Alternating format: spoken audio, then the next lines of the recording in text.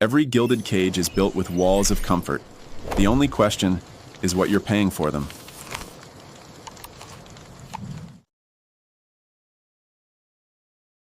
Let's kick things off with a pretty big idea. What if modern life, with all its talk about freedom and choice, is actually a kind of invisible cage?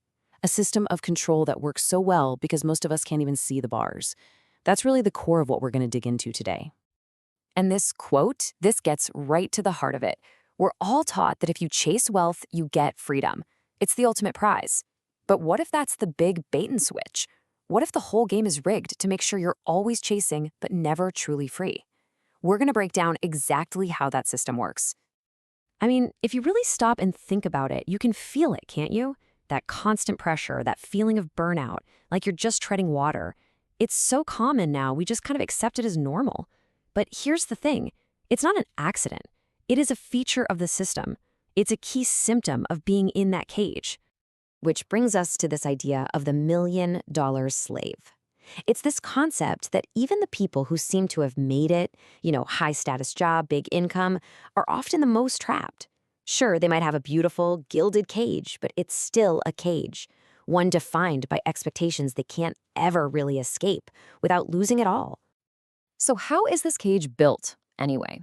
Well, it starts with the bars you can actually see, or at least feel the most directly. The economic ones. Let's take a look at the financial pressures that are designed to lock us into a cycle of work and debt, making real, genuine choice a luxury that very few people can actually afford. First up, the absolute basic, shelter. The median mortgage payment is now over $2,000 a month. I mean, it's practically doubled in just a couple of years. That number alone puts an insane amount of strain on the average family's budget. Okay, and then there's the cost of just staying healthy. The average family is shelling out over $25,000 a year for health insurance. That's an expense that just keeps climbing, way faster than wages. And it's this relentless drain just for basic peace of mind. And if you've got kids, man, it gets even tighter. Parents are spending, on average, 22% of their income on childcare. Now, just to put that in perspective, the government's own benchmark for what's affordable is 7%. So we are living at more than triple what's considered manageable. And for so many people, this race starts with a massive handicap. The average student walks out with almost $40,000 in debt. That's a burden that dictates your financial choices for decades, makes it nearly impossible to save, and basically traps you in the workforce from day one. So when you pile all these costs on top of each other, you get a condition that actually has a name: debt peonage. It's a fancy term, but it's basically a modern-day version of serfdom. Your freedom isn't really yours. It's owned by your creditors. Your life choices are dictated, plain and simple, by the need to make that next payment. But see, the cage isn't just about money. If debt is what traps the body, then psychological programming is what traps the mind.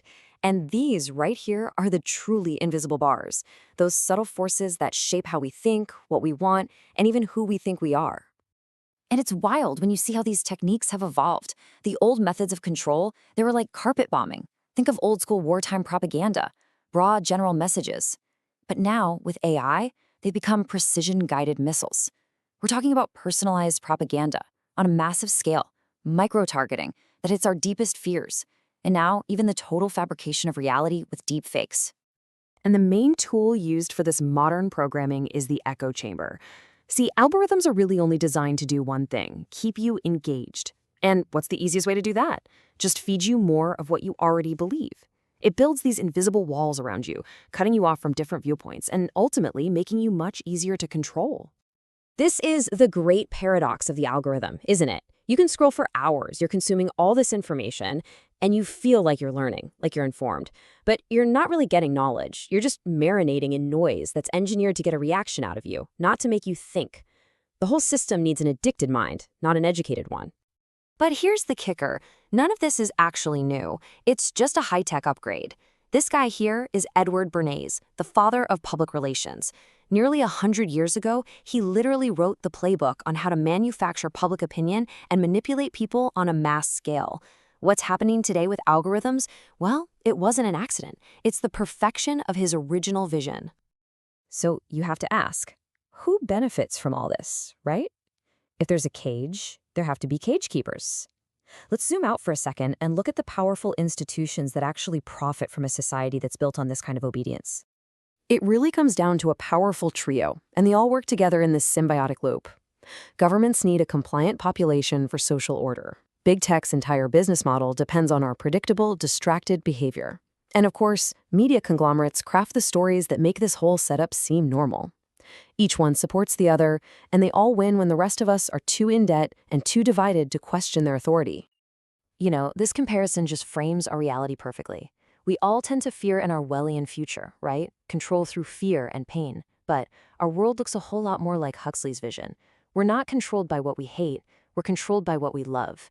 We're kept calm and docile with endless entertainment, endless stuff to buy. We are, quite literally, amusing ourselves to death. Okay, so if we're living in this invisible cage, the big question is, how do we get out? Now, this last part isn't a simple instruction manual, but it points toward the very first and most important step, just recognizing that the cage exists, and then starting the internal work of taking back your own mind. The ancient Gnostics actually had a word for this, gnosis. It doesn't mean you have to believe in some new system or dogma. It simply means choosing to prioritize your own direct, personal experience of reality. It means learning to trust your own gut, your own insight, and to question the stories that are handed to you, whether they're coming from a screen, a government, or a corporation.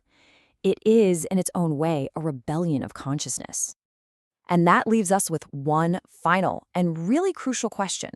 If this cage is built out of invisible things like debt and psychological programming, then the escape can't be a physical one, can it?